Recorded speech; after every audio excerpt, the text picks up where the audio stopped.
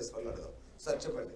అంటే ఒక రకంగా కరెక్టే కదా సార్, ఎందుకంటే వీళ్ళు చక్కగా కరెక్షన్ చేసి అంటే రాళ్లకు రప్పలకు రియల్ ఎస్టేట్ కంపెనీలకు లేదంటే బడా బడా బాబులకు ఇవ్వకుండా ఎవరైతే సాగు చేస్తున్నారో వాళ్ళకు మాత్రమే రైతు బంధు రైతు భరోసా అందాలనే సదాశయమే కదా, దీన్ని ఎందుకు వ్యతిరేకిస్తున్నారు మీరు?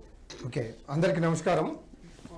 24/7 న్యూస్ టీవీకి అలాగే నాతో డిబేట్లో పాల్గొంటున్న పెద్దలకు యాజమాన్యానికి నమస్కారం.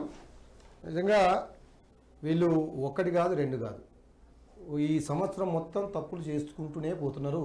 తప్పుల పునాదుల మీదనే కాంగ్రెస్ పార్టీ నడుస్తున్నది. ఒకటి అంటున్నారు, ఇప్పటివరకు ఇంకా ఎలాంటి డిక్లరేషన్ చేయలేదు, రైతు బంధు ఎవరికి ఇవ్వాలనేది వాళ్ళు క్లారిటీ లేదు. కాబట్టి ఇప్పుడు మనం మాట్లాడడం కూడా అతిశయోక్తి అవుతుందేమో అని నా అభిప్రాయం. వాస్తవానికి వాళ్ళు ఒక డెడ్ లైన్ పెట్టి వీళ్ళకి ఇస్తాం. మిత్రుడు చెప్తున్నాడు, ఓకే నేను కూడా అంగీకరిస్తున్నా, మీరు బయట పెట్టండి ఎవరికి ఉత్తగా ఇవ్వడం జరిగింది, ఏ ఊర్లో ఎవరికి అన్యాక్రాంతంగా డబ్బులు ఇవ్వడం జరిగింది, అందుకే ఇప్పుడు వాళ్ళు ఒక మంచి పని చేస్తున్నారు. ఏం చేస్తున్నారో తెలియదు కదా. అసలు రైతు బంధు ఇస్తారా? రైతు బంధు మొత్తం ఎగ్గొట్టే ప్రయత్నమా ఇది?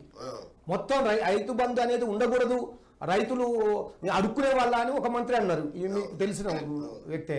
ఆల్రెడీ ఆయన అంటే రైతు బంధు కంటే మేము రైతుకి ఇచ్చే సహాయం ఏదైతే ఉన్నదో వడ్లకు కానీ ఆ అదనపు బోనస్ అది బెటర్ అని వాళ్ళ కమిటీలనే డిక్లేర్ చేసుకుంటున్నారు. వాళ్ళే చెప్తున్నారు, వాళ్ళే లీకులు అంతే తప్ప అసలు రైతులకు ఈ రోజు వరకు రైతు భరోసా పేరు మీద ఒక్క రూపాయి కూడా ఇవ్వలేదు. గత ప్రభుత్వం ఇచ్చిన 7,500 కోట్ల రూపాయలు ఎన్నికల కమిషన్కు వీళ్ళే అడ్డుపడి ఆపి మళ్ళీ వీళ్ళ అధికారం వచ్చిన తర్వాత ఆ డబ్బులు ఇచ్చారు. దాని తర్వాత ఒక్క రూపాయి కూడా రైతులకు ఇవ్వలేదు.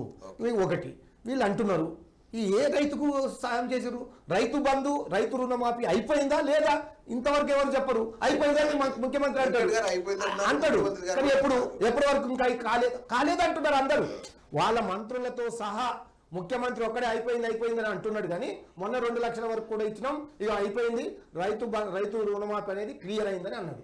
మళ్ళీ తర్వాత నెక్స్ట్ మంత్రి వెంటనే నెక్స్ట్ రోజే ఒక మంత్రి కాలేదు, ఇంకా 12,000 కోట్ల రూపాయలు ఇవ్వాలి ప్రజలు, 22,000 లక్షల రైతులకు ఖాతాలో 12,00,000 కోట్ల రూపాయలు వేయాలని ఆయనే చెప్తారు. కాబట్టి ఒక క్లారిటీ లేదు వీళ్ళకు, ఒకరి మధ్య ఒకరికి పొంతన లేదు, మంత్రివర్గానికి లేదు, మంత్రికి లేదు, ముఖ్యమంత్రికి లేదు. కాబట్టి ఇదే మేము అడుగుతున్నాం, మీకు దమ్ము ధైర్యం ఉంటే మీరే అంటున్నారు 22,000 కోట్ల రూపాయలు పక్కదారు పట్టినాయి, అన్యాక్రాంతమైనాయి అని చెప్తున్నారు.